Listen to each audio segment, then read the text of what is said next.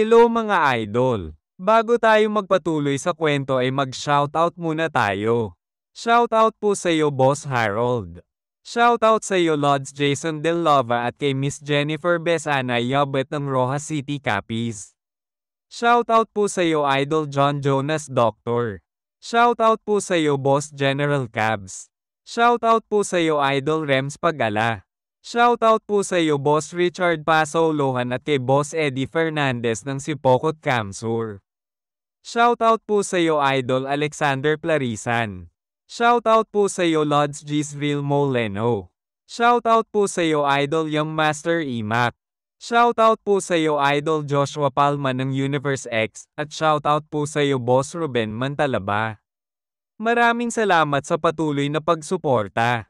Sa pagpapatuloy, tuluyan nang nakapasok sila Yuseong sa loob, subalit ang sumalubong sa kanila ay ang kupal na si Taegijong. Nagtataka naman si Yuseong kung bakit nandito ang kupal na ito, kaya tinanong niya si Taegijong kung ano ang ginagawa nito dito. Nakangiti naman na sinabi ni Taegijong na obvious naman ang rason kung bakit, at ito ay ang makapaghigantay siya kay Yuseong, at ang isa pang rason ay para mapasakan niya na ng lubusan si Soso, sapagkat pumayag na si Soso na makipag-friendly union match ito sa kanya. Hindi makapaniwala si Yuseong na kung bakit pumayag si Soso sa friendly union match. Habang nasa gitna ng lawa sila Baekru Moyong ay pinagmamasdan nila si Taegijong. Sinabi ni Baekru Moyong na si Taegijong ang isa sa pinakamalakas na prodigies ng 9 sects. Nakalabanan niya ito ng semifinal sa summer tournament kaya masasabi niya na hindi rin ito basta-basta. Subalit tinanong ni Pyong Wide kung ano ang rason bakit tumutulong ito sa kanila. Sinabi naman ni Jium Namgang na pinuntahan siya si Taegijong kanina at kinausap siya patungkol kay Soso. Sinabi nito na gusto niya tumulong. Tinanong ni Baekru Moyong kung ano naman ang kapalit sa pagtulong nito. Natahimik saglit si Jium Namgang at tinignan nito si Soso. Makikita natin na sobrang lungkot ni Soso. Sinabi ni Jium Namgang na ang gustong kapalit ni Taegijong sa pagtulong nito ay ang tulungan nila ito na mapakasalan si Soso. Nagulat si Baekru Moyong sa narinig niya. Tinanong niya si Jium Namgang kung hindi pala talaga ito seryoso na pakasalan si Soso. Ayon naman kay Jium Namgang na kay Yuseong lang siya interesado. Makikita natin na nabigla si Baekru Moyong sa narinig niya. Pinagpapawisan ito habang nasa isip niya na ang akala niya ay magkaribal si Jium Namgang at Yuseong sa puso ni Soso. Nadidismaya na sinabi ni Baekru Moyong na gaano man niya ito kakilala at iginagalang ang mga kagustuhan nito.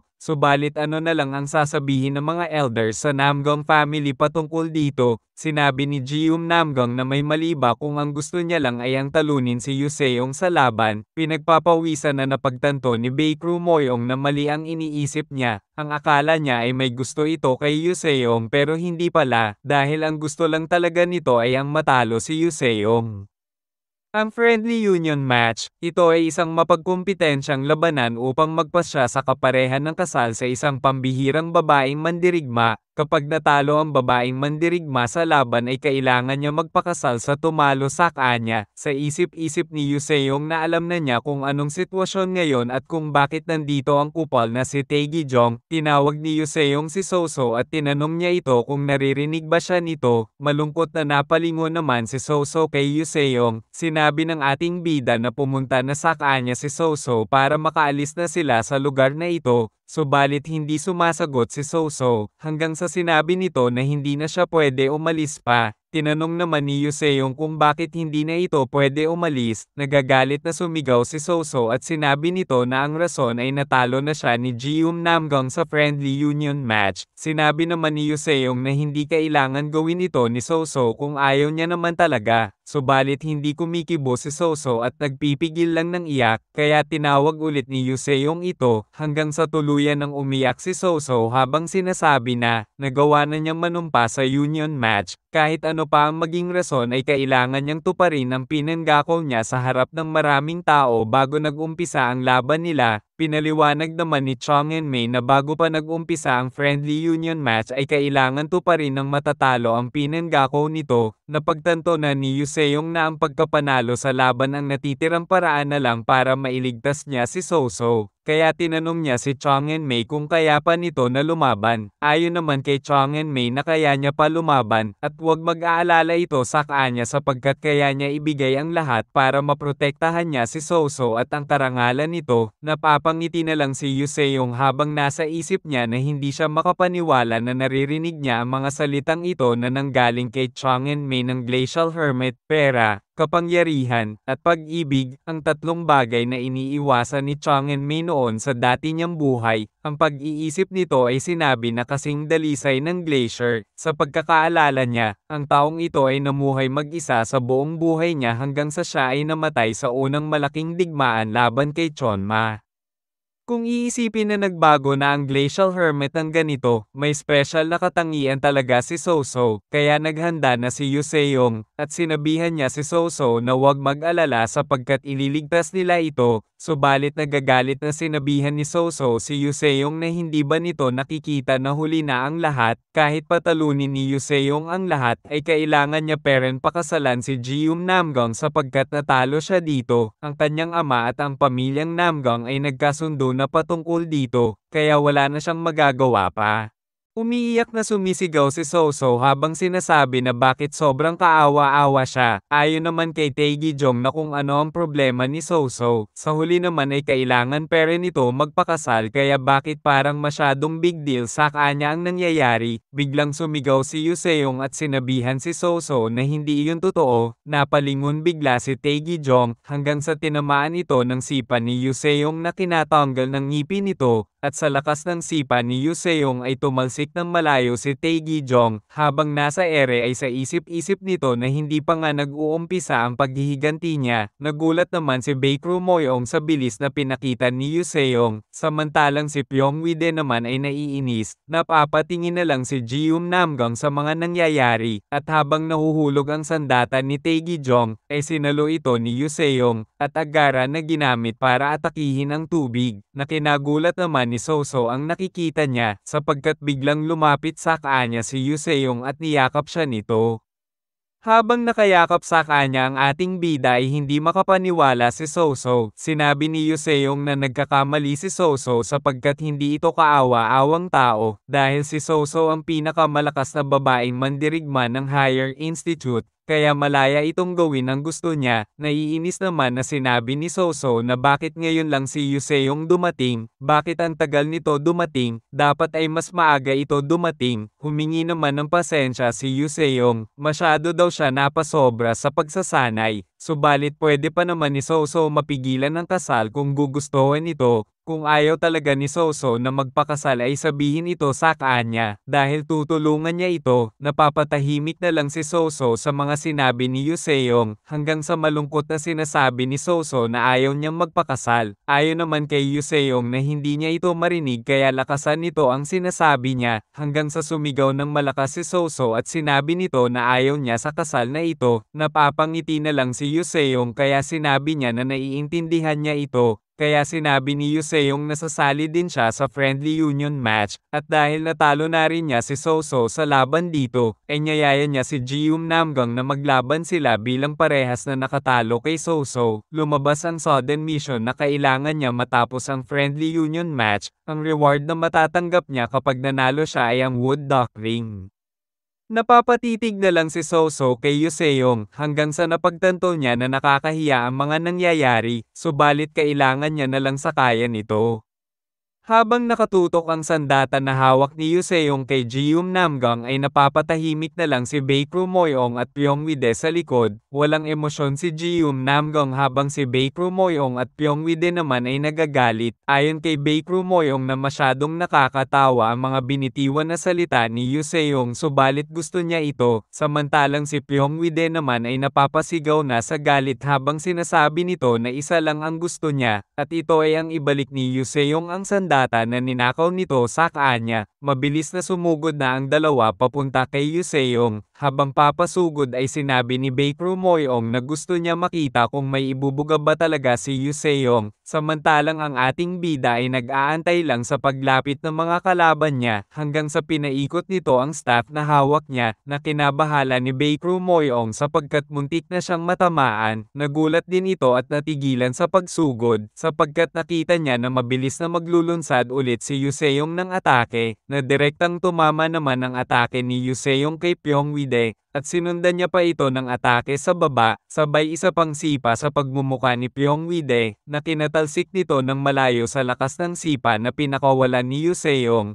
Subalit biglang nakakita ng pagkakataon si Baekru Moyong, at naghanda na ito para ilunsad ang Moyong House Technique, Burning Blaze Kick, na kinabahala naman ni Yuseong sapagkat ramdam niya ang lakas ng atake, at matagumpay na napakawalan ni Baekru Moyong ang teknik nito. Makikita natin ang malakas na apoy na nakapalibot sa paa ni Baekru Moyong, habang si Yuseong naman ay nababahala na sapagkat wala na siyang pagkakataon na maiwasan ito, hanggang sa tuluyan ng tumama ang atake ni Baekru Moyong na naglabas ng malakas na pagsabog. Subalit makikita natin na hindi ito tumama sa ating bida, sapagkat tumama ang atake ni Baekru Moyong sa isang shield, na kinagulat naman ito kung anong nangyayari, at habang hawak ang matigas at malaking shield, ay sinabi ni Giho na medyo disappointed siya kay Yuseong, sapagkat paano nito nagawang magsaya sa pakikipaglaban habang hindi man lang siya sinasoli nito.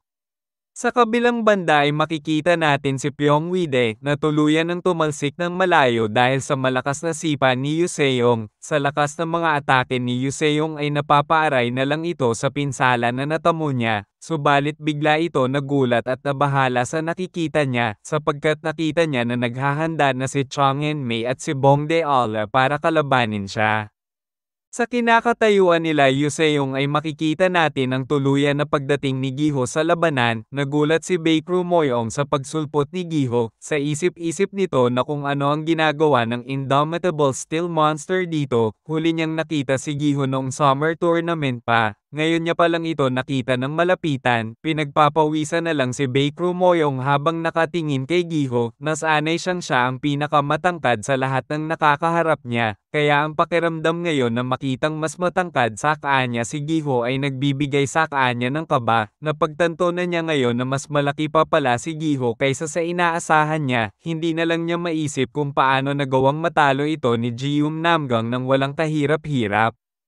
Kinausap ni Giho si Yuseong at sinabi nito na narinig niya na nagkulong lang si Yuseong sa loob ng Millionbok Athenaeum pagkatapos nito mapili ang division niya, kaya mapang-asar na tinatanong ni Giho kung kaya pa ba nitong makipagsabayan bilang isang mandirigma. Ayon naman kay Yuseong na dapat ay sa sarili ni Giho niya sinasabi yon, at saka bakit ang tagal nito dumating para tulungan si Soso. Nakangiti naman na sinabi ni Giho na nanggaling pa talaga ang tanong na ito kay Yuseong kung saan ay matagal itong nawala at nagkulong lang sa library. Biglang nagalit si Soso at sinisigawan ng dalawa na itigil na ang pag-aaway ng mga ito at makipaglaban na sa mga kalaban. Sa isip-isip ni Yuseong na mukhang bumalik na si Soso sa dati nitong ugali at pati na rin ang lakas nito. Sa isip-isip din ni Giho na dapat ay hindi niya ipaalam na hindi niya masyado pinapansin mga nangyayari sa dalawa sa mga nakaraang buwan. Sinabi ni Yuseong na dahil nasa ganitong sitwasyon na sila ay, sinabihan niya si Giho na ito na ang bahala kay Baekru Moyong, at agara na sumugod na si Yuseong kay Jium Namgang dahil ito ang gusto niyang kalabanin. Subalit makikita natin na nagulat si Giho at Baekru Moyong, at hindi sang-ayon si Giho sa gusto mangyari ni Yuseong. Sa isip-isip ni Soso na mas maganda ang sitwasyon nila ngayon dahil sa pagdating ni Giho, subalit nag-aalala pa rin siya kay Yuseong kung makakaya ba nito na kalabanin si Jium Namgang ng mag-isa. Aminado siyang ito ang pinakamalakas sa kanilang tatlo noong pumasok sila sa Higher Institute. Gayunpaman ay wala na itong ibang ginawa kundi ang magbasa lang ng libro simula ng huling laban nito kay Choran. Sa totoo lang, kumpara sa malakas na fighting spirit ni Jium Namgang, ang katawan katawan ni Yuseong ay hindi naglalabas ng anumang uri ng ki, sa pinakamahusay, ang kanyang ki ay nagkakahalaga lamang ng 10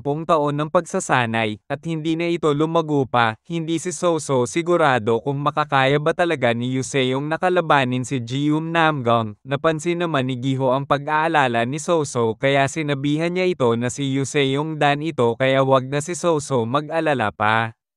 Napapangiti na lang si Soso sa mga katagang sinabi ni Giho gayunpaman ay nag-aalala pa din siya. Nagulat si Giho sapagkat napansin niya na ang ginawa ni Soso na pagngiti ay katulad ng palaging ginagawang ngiti ni Yuseong. Hindi na lang makapaniwala si Soso na nagawa niyang ngumiti ng tulad ng kay Yuseong. Ayon naman kay Giho na ito ay magiging isang insulto kay Yuseong at pati na rin sa kanila kung palagi si Soso ngingiti ng ganyan. Naalala ni Soso ang mga katagang sinabi sa kanya ni Yuseong kanina, habang pinagmamasdan niya si Yuseong ay ang pakiramdam niya ay kakaiba, sapagkat nakikita niya na para bang mas lalo pang maasahan ngayon si Yuseong kahit na wala itong ibang ginawa kundi ang magbasa lang ng libro sa nakalipas na taon. Sa totoo lang ay palagi nga pala si Yuseong ganyan. To the point na parang walang makahihigit sa kanya. Napagtanto ni Soso na sa mga oras na ganito ay napakaastig kung titignan si Yuseong.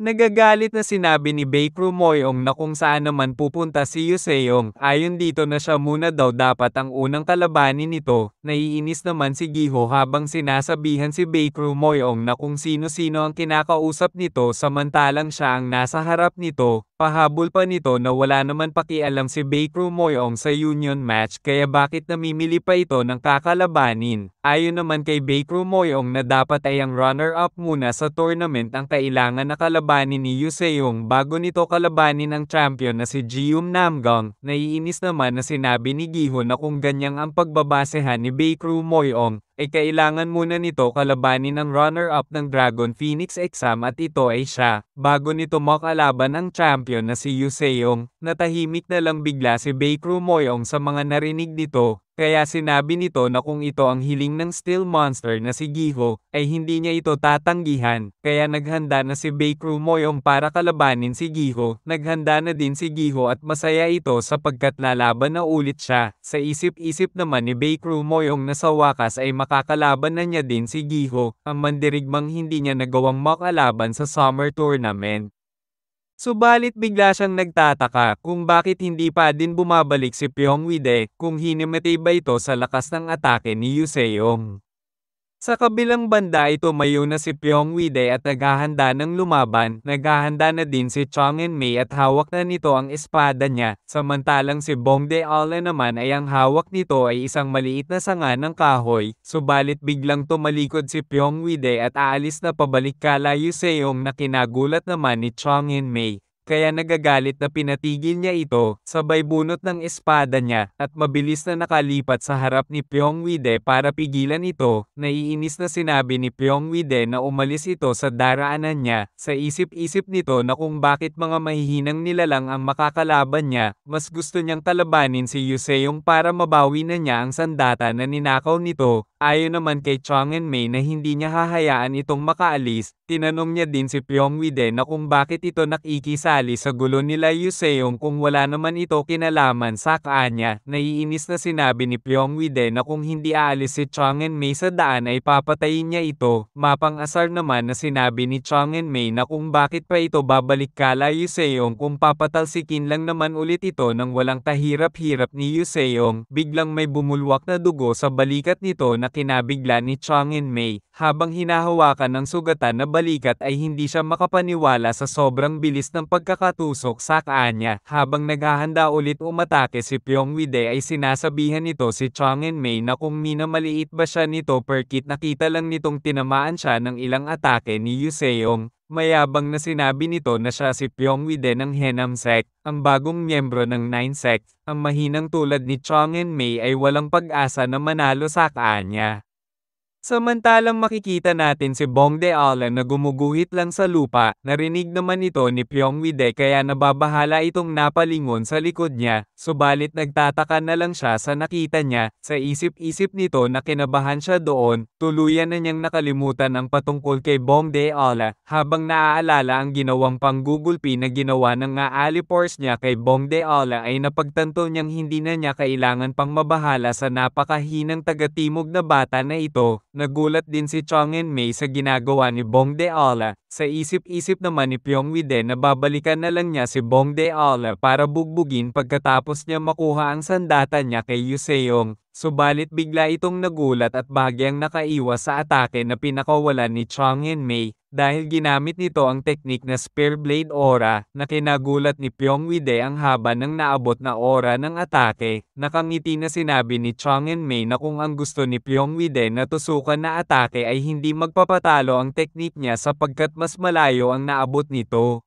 At kayang-kaya niya agad matalo si Pyongwide kapag hindi nito sineryoso ang laban nila, sa isip-isip ni Pyongwide na nagagawa ni Chong En-mei na mapahaba ang espada nito gamit ang Aura Blade, gayunpaman ay natawa lang si Pyongwide sa mga sinabi ni Chong En-mei, at sinabi nito na ano naman kung malayo ang nararating ng espada nito, sabay lunsad ng Bolting Splash Blade, na direktang tumama sa iba't ibang bahagi ng katawan ni Chong En-mei. Habang patuloy na umaatake ay sinabi ni Pyongwide na walang kwenta ang mahabang naabot ng atake nito kung sobrang bagal naman ito, makikita natin na walang kalaban-laban si Chong En-mei at patuloy lang itong tinatamaan ng mga pag-atake ni Pyongwide, at sa sobrang dami ng pinsala na natatamo nito ay napapasigaw na lang ito sa sakit, gayunpaman ay nakakita ito ng opening, kaya agaran itong sumugod kay Pyongwide, at tinutulak niya ito ng malakas, papunta malapit kay Bongdeala, habang makikita natin na tapos na ito sa ginagawa niya, at sinabi ni Chong En-mei na ito na ang pagkakataon, sabay tulak ng malakas kay Pyongwide papunta sa bilog na ginawa ni Bongdeala, na pinagtataka naman ni Pyongwide kung anong nangyayari, hanggang sa natapos na ni Bongdeala ang ginuguhit niya sa lupa, at tinanong ni Pyongwide kung ano ang ginagawa nito, nakangiti naman na sinabi ni Bongdeala na gumuhit lang siya ng 4 hexagrams, hanggang sa nag-activate na ang Hidden Gate Formation, na pinagtataka naman ni Pyongwide kung ano ang nangyayari, at unti-unti nang nawawala si Pyongwide habang pinapatigil niya si Bongdeala, hanggang sa tuluyan na itong nawala at ang natitira na lang ay ang 4 na kahoy sa paligid nito. Masaya si Chong En-mei habang nakatingin kay Bongdeala, sa isip-isip niya na nakilala niya agad kung ano ang ginuguhit ni Bongdeala sa umpisa pa lang, napapahanga na lang siya sapagkat kaya ni Bongdeala gamitin ang Hidden Gate Formation sa bata nitong edad, nagawa na nilang mabawasan ang kalaban sa pagkakatalo nila kay Pyongwide, subalit nagamit na niya ang halos lahat ng lakas niya. Kaya ipapaubaya na lang niya kay Yuseong ang pagtalo kay Jium Namgong. Sa kabilang banda ay habang kaharap ng ating bida si Jium Namgong ay sinabi nito na mukhang ganitong sitwasyon ang gustong mangyari ni Jium Namgong, kung paano nito nagawang ma-involved ang napakaraming tao, natahimik na lang si Jium Namgong sa sinabi ni Yuseong, naiinis na tinanong ni Yuseong ito kung bakit niya ito ginagawa, ayon naman kay Jium Namgong na ang dahilan ay may gusto lang siya makilala, gusto lang niya makilala ang taong nagawang talunin si Cho Rang-yung at patuloy pa ring nagiging mas maimpluwensya sa institute, at ang taong ito ay si Yuseong. Ang pinakalayunin talaga ng lahat ng ito ay ang makalaban niya ito. Seryoso naman na sinabi ni Yuseong na may gusto lang siyang malaman. Tinanong naman ni Jium Namgong kung ano ito. Tinanong ni Yuseong kung bakit ito gumawa ng marriage proposal kay Soso. Kung titignan ay hindi naman ito interesado kay Soso. Sinabi ni Jium Namgong na tulad nga ng sinabi niya kanina, ang pinakalayunin niya ay ang makilala si Yuseong at makalaban ito. Nagulat na lang ang ating bida sa mga sinagot ni Jium Namgong. Hindi na lang siya makapaniwala na iyon lang ang rason ng lahat ng kaguluhan na ito. Sinang-ayon na naman ito ni Jeum Namgung, kaya naiinis na lang si Yoseong sapagkat nadamay lang pala talaga si Soso, kaya nagagalit na sinabi ni Yoseong na dapat ay nilapitan na lang siya nito at niyaya ng laban, wala naman kinalaman si Soso dito, kaya paano nito nagawang sirain ang buhay ni Soso, kung sa umpisa pa lang ay ang gusto lang naman pala nito ay ang kalabanin siya, napapatahimik na lang si Jeum Namgung, at walang emosyon na sinabi nito na kung ano naman ang problema doon, ang mahihina ay nakatadhana para masira lang. Nagulat naman si Yoseong sa mga sinabi nito, pahabol pa ni Jeum Namgung na sa kasalman o labanan, ang mananalo ay kukunin ang lahat, ito ay isang simpleng tuntunin ng kalikasan, ang mahina ay kailangan lumuhod sa malakas, at ang malakas ay kailangan na kunin ang lahat ng meron ang mahina, at yan ang mundo ng Merem, kailangan ni Yoseong na talunin siya kung gusto nito mabawi ang kaibigan niya na si Soso, sa pamamagitan ng lakas na meron ito. Seryosong napapatingin na lang si Yoseong kay Jeum Namgung hanggang sa ngumiti ito, at sinabi nito na kung iyon ang gusto ni Jeum Namgung ay tatalunin niya ito, bubugbugin niya ito at pakakawalan si Soso mula dito at pati na rin sa malalim na nakaugat na kumbensyonal na ideya nito. Pagkatapos ay ituturo niya dito mula sa simula kung ano ang dapat gawin ng isang tunay na malakas na mandirigma, at tulad ng sinabi nito, na ang mananalo ay makukuha ang lahat sa talunan, kaya dapat ay panidigan nito ang mga sinabi niya kanina at huwag babawiin kapag natalo niya ito.